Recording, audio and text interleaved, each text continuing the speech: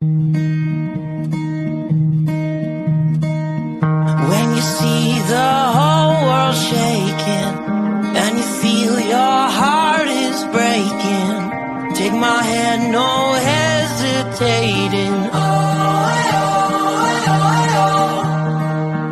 When you're just so tired of trying, all alone you feel like hiding. Together we'll keep fighting.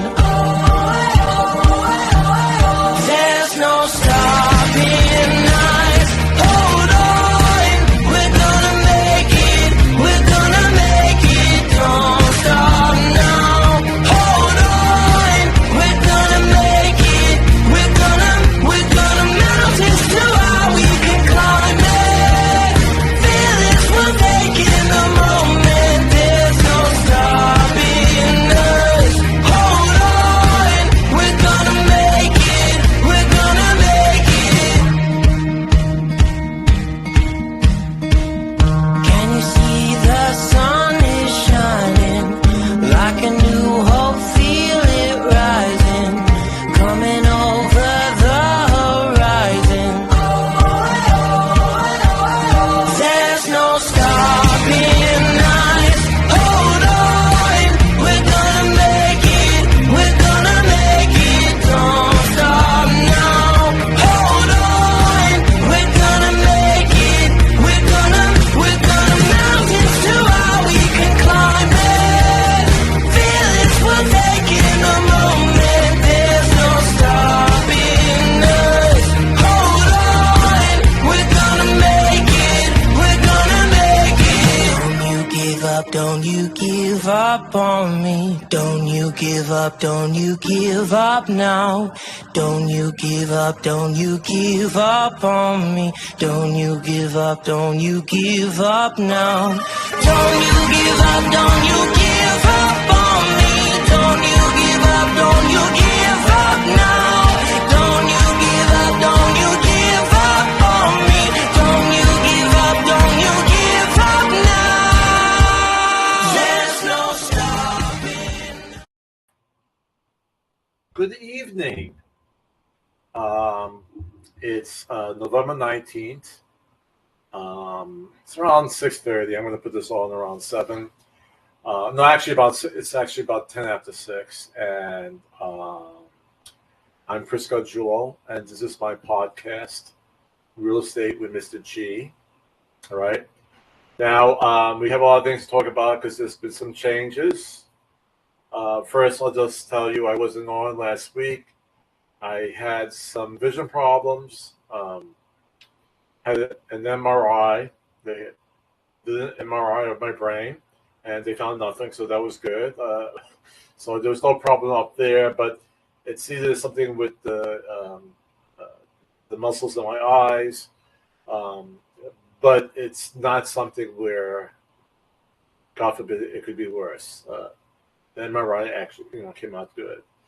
So just had the double vision. I wanted to take a break. I'm seeing better now. Okay, I'm actually driving now during the day. But I've made some changes to the way I do business. So I'm still an active real estate agent, but I'm working for a referral company. So I'm a licensed referral specialist, and I could now help you find homes in all 50 states, which is good. Because I think with my podcast and with my blog, I'm reaching a much larger audience than Hampton Roads, Virginia. And this is a process that I'm going through right now, where I really enjoy marketing. Okay, I post at least 5 days a week, if not more, on social media, on my blog, and doing videos, and I really enjoy the marketing portion of real estate.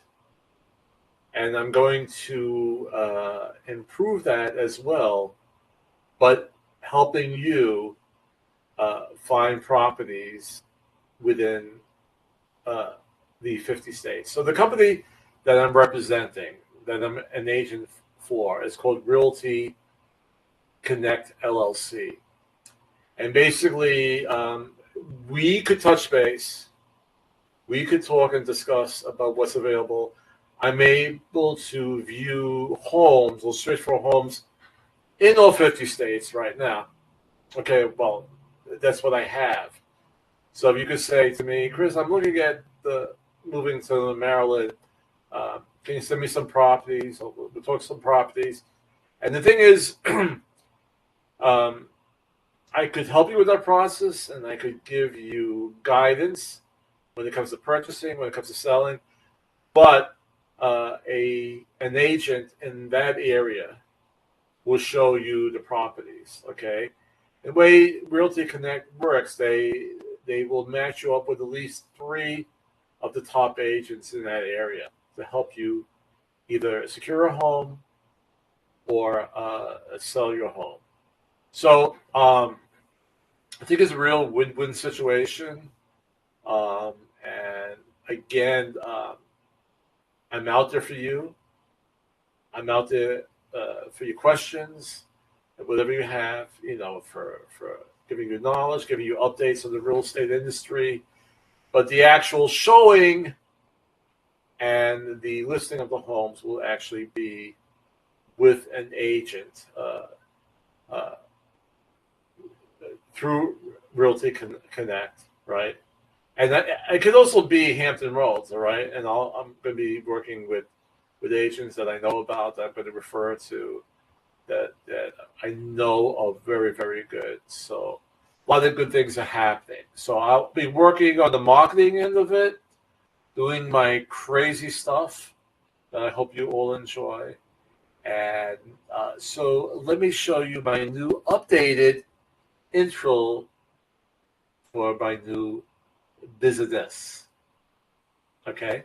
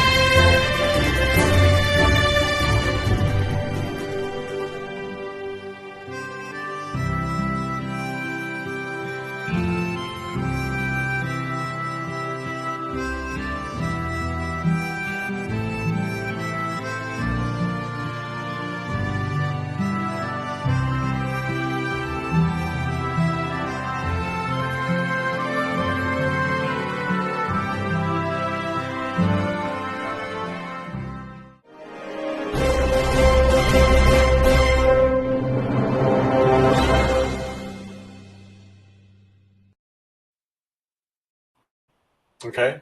I actually made that video maybe about 2 months ago, actually before I made this move, but it all worked out together. It sort of was a foresight of what I'm moving into now, where I could serve all states, all of America.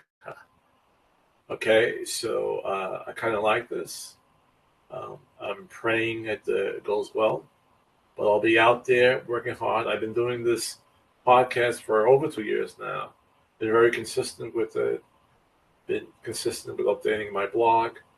And I just hope I am meeting your needs and what do you need to do. And again, you can always contact me. All right, so it's the Saturday before Thanksgiving. I'm working on my decorations. I have my tree over here, but I'll actually light it next Saturday. but it's a bit closer to the lighting of the Rockefeller Center tree. So, we're working. I'm sure everybody is, this weekend working on their decorations for the holidays, for Thanksgiving, then Christmas, and I'm starting it here as well. So that's what I'm working on right now. And today's topic, we're going to deal more with the sellers and why it's still a good idea to list your home now as we're going into winter months. So most of the podcast will, usually deals with the buyers, and we're going to spend a little more time with the sellers, even though we're going to have a video on down payments. But the majority of this podcast will be dealing with sellers. Okay. All right. So let's get up to our today's PDF. And I always like making me into that little circle, and I can shovel all of it. So the top questions about selling your home this winter. Okay. And some people say, well, especially around the holiday season, people are not really thinking about buying real estate or, or listing their home. Kind of slows down. In my 30 years of doing real estate, I'm at times we're the most busy during the holiday season, because a lot of agents will say, okay, I'll take a little break now, but there's still buyers and sellers out there that need attention. So it might be an overall slowdown, but you still could be very, very busy. It might be a little, it could be possible if someone goes into contract this week, it'd be possible to be in by Christmas. It'd be kind of running it short, but at least for the new year, they could start a new year in a new home. So let's look at our PDF file here today. And let's, we have a couple looking at their, with their realtor at an iPad. And should I wait to sell? And even though inventory is low overall, it's still a seller's market. Well, actually, there has been an uptick of listing of homes. It's not in the levels that it was, let's say, pre-pandemic, but it's still, overall, inventory is low. And it's still a seller's market, even though over a year ago, sellers were really, I don't want to say getting away with a lot of things, but there was situations where there was no home inspection, or if there was a home inspection, it was only for informational purposes. But now people are doing a home inspection and asking for repairs. All right, but being that the inventory is a little bit on the low side, it's still a seller's market. So it benefits, again, the homeowner. So this graph over here shows how it starts from around 1999, jumps up to 2010, when there were a lot of homes on the market, okay? And then it drops down here. We go into the pandemic years. And at this point, it doesn't show exactly the months. You just have to make a guesstimate. But you see here, we have the line, and of course, all the things show up. We see a little bit of increase in today's in the inventory, but it's still much lower than let's say the beginning of the 2010s, the 2012s, or 14s. But then it begins to drop. Okay.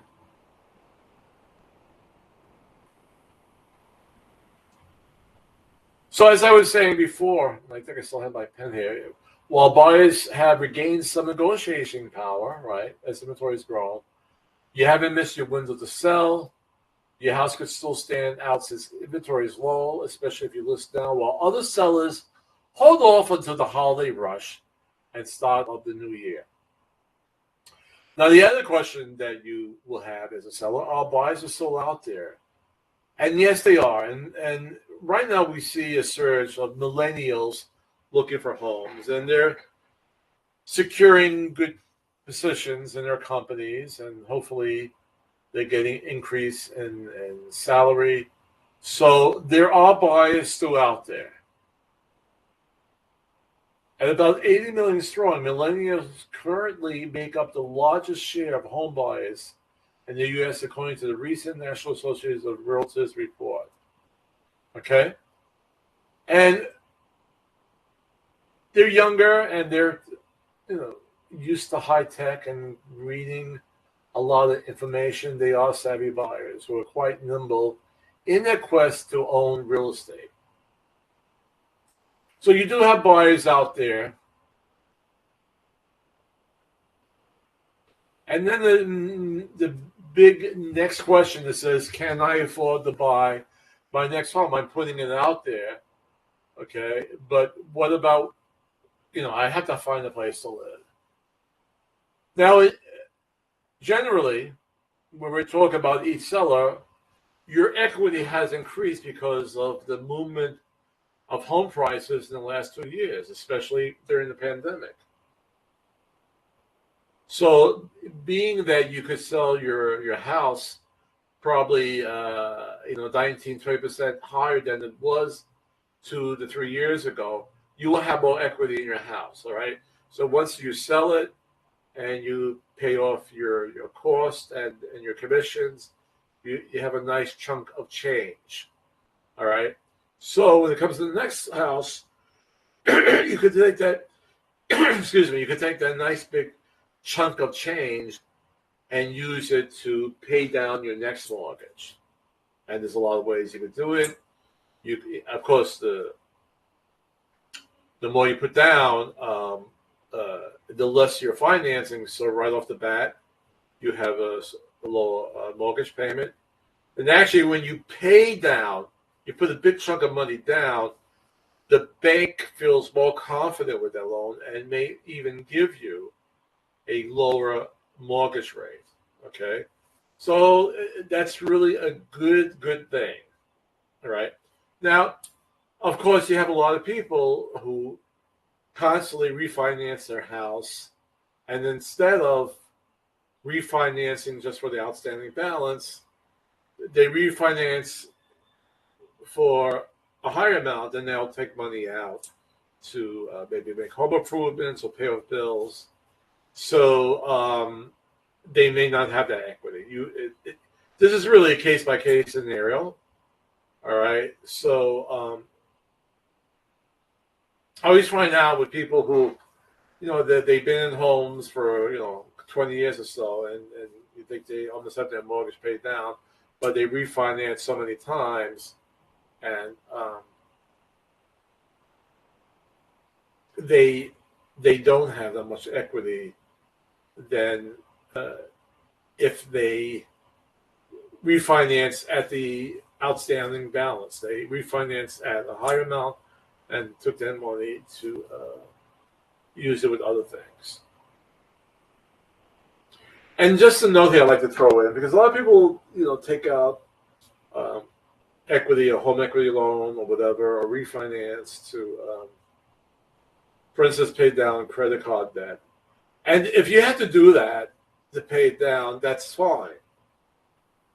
But if you're able to pay down your credit card debt on your own, a lot of times on your statements you say, well, if you pay the minimum amount, you'll finish paying and you don't use your credit card anymore, you'll pay it off in 4 years or 5 years. All right. When you take that money and you refinance and you use the money to pay that, now you're paying that credit card debt for 30 years. So again, it's a case-by-case scenario. If that works out financially better for you, then you do it. But it's always best to, if you can, on your own, pay down your credit card debt without taking equity out of your home. All right. So homeowners have gained significant equity over the past few years, and that equity can make a big difference in the affordability equation, especially with mortgage rates higher now than they were last year. All right. So bottom line, if you're thinking about selling your house this season, let's connect. All right. And I will help you wherever you want to go within this large, beautiful United States of America. I will help you. Okay. All right. Now, let's close this out. And here I am in a nice little circle. What I do want to show you next, I think actually I'm going to show you this other, it's actually infographic, because this deals more with sellers. And then the video I have for this week is actually for buys. We're dealing with down payments. So let's go to, okay. Should you update your house before you sell? And ask a real estate professional. Now, I once spoke to an appraiser on doing any type of updates and renovations on your home before you list it. I had this one client who actually wanted to add a garage to his property. They could really increase it. And his rule of thumb, and again, when I say this is very subjective. One appraiser might say one thing, another appraiser might say another. There's a lot of factors involved with this. But he always said, to be safe, whatever the cost was for that renovation, that addition, take half of that amount and see that and add that to your home price. All right. So that's one rule of thumb to work with. It may not be exact all the time, but a lot of times you're not going to get. Let me see. Hold on for a second. I just have to find this thing here. Okay, you're not always going to get dollar for dollar. So with this graphic, it says you may be wondering what, if anything, needs to be renovated before you sell your house. A real estate professional can help you figure that out. To stand out, and this is according to Realtor.com, sellers should make their homes attractive to buyers, which usually means some selective updates. So what they give here, where you may recover the most on remodeling. So here they give vinyl siding 82%, garage door 100%, roofing 100%. See, that's a big cost, right? So there's like three things people ask about when they're purchasing a house. How old is the roof? How old is the HVAC system? And they'll look at the windows. And if they still see wood windows instead of nice new vinyl ones, they look at that as well. All right? So they have upgraded insulation, new wood flooring. That helps a lot, okay? A lot is going with that premium plank or that a vine. What's it called again? Oh, I can't think of it now. It's a mixture of wood and vinyl, so it makes it very durable. All right, and we went with that, and it's beautiful, and we love it. You know, if you spill some water, it doesn't make a watermark if you leave it there. And they talk about refinishing hard woods, 147%. Now, a lot of people, and again, when I say this, it's really a case-by-case scenario. If your kitchen is really, really old, okay, and it hasn't been updated in 20, 25 years, and you want to sell your home, yeah, you will get a much higher value. Or you could price your house higher with a brand new renovated kitchen and bathrooms. Okay, that's what I question. The question is if you're going to get dollar for dollar for it. but you would definitely get higher. All right. Now, again, you have to look at your budget, what you could afford. If you could get someone to renovate your kitchen or your bathrooms, um, and dealing with a real estate professional, they could see what the market value of that house is with the upgrades. See, a lot of times when I do CMAs or comparative market analysis, all right, you can't, we do the search and using, for instance, a 1 mile radius, and then if the house is 3 bedrooms, we look for homes for 3 bedrooms. If it's, let's say, 1,500 square feet, we'll go like from 1,350 to maybe 1,750, 1,800 square feet. All right. And then the number of bathrooms. And you'll get a whole list of properties. And there might be a big range. But then you have to look at the photos of it and see what's upgraded. And most of the times when the homes are upgraded and they're turnkey, basically the new owner just has to open up the door and move their stuff in. Those are the ones that will be priced higher and will go a lot quicker. So, there's no one way to advise on this. There's no one blanket, okay, definitely do this and that. It's all individual. The agent has to look at your home and sit down with you and look at comps, other homes that are similar to it, and find out if it's worth your while to renovate, okay? If it's going to put you a lot in debt, and you have a lot of debt right now, it might not be a good idea. There's so many factors involved with this. All right, it's not really an easy decision to do this. It's really case by case, and your real estate agent really has to work with you on it. Okay. All right. So let me get into a nice big face here, and I'll show the video on. It came up this week. Don't let your down payment hold you back. All right. There's different ways to go about it because there are different loan packages.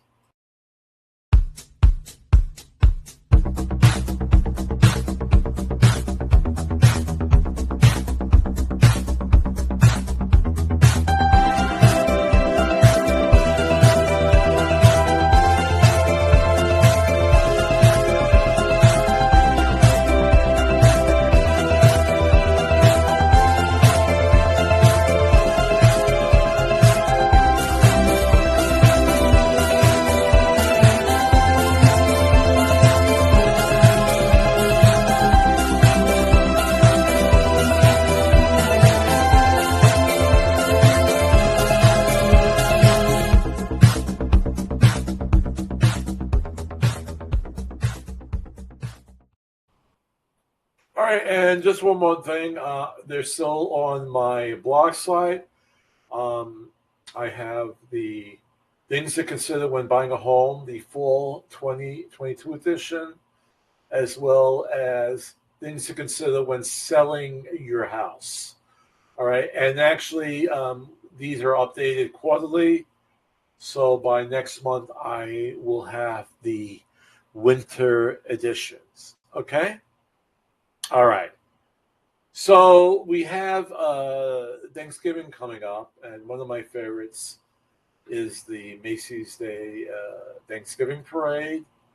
And I hear from William. He said he has footage of when I was a little kid, when on the Macy's Day Parade that I saw as a little kid.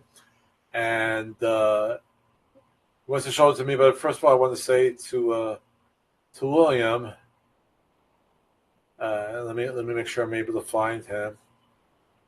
I want to say Happy Thanksgiving to you. And happy Thanksgiving to you as well. Mr. G, great news. We have video of the Macy's Thanksgiving Parade that you attended when you were a small child. Hope this brings fond memories back to you. Enjoy.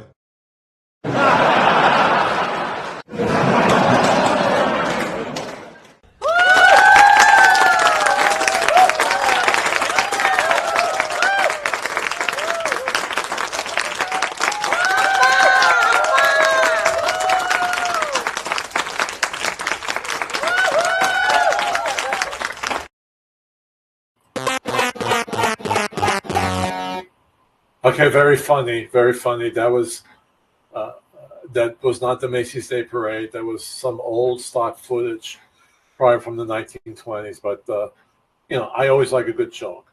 All right. Well, anyway, thanks for watching, and have a very lovely and safe and loving, be with your family and friends Thanksgiving.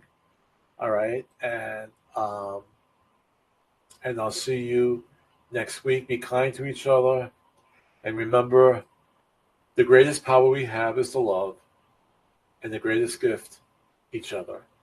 Happy Thanksgiving.